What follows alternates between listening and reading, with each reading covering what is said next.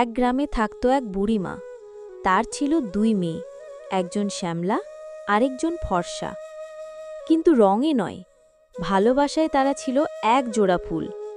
সব কাজ একসাথে করত। ঝগড়া কি জিনিস তারা জানত না। নদীর পাড়ে বসে বাতাস খেত, হাসত, খেলত, গাছে উঠত, গান করত। একদিন পাড়ার এক বাড়ি থেকে পাত্রী দেখতে এলো। শ্যামলা মেয়েটাকে দেখে মুখ কালো পড়ে চলে গেল। পরদিন এলো ফর্সা মেয়েকে দেখতে, পছন্দ হয়ে গেল, বিয়ে হয়ে গেল। বাড়িতে রইল শুধু বুড়িমা আর শ্যামলা মেয়েটি। কিছুদিন পর বুড়িমাও মারা গেলেন। একা পড়ে গেল শ্যামলা মেয়েটি। পাড়ার লোকেরা বলতো, ও কালো বলে ওকে কেউ চায় না। কে যেন বলতো, আহা, ওর তো কোনো ভবিষ্যৎ নেই। এই কথা শুনে শ্যামলা মেয়েটি কাঁদত চুপি চুপি।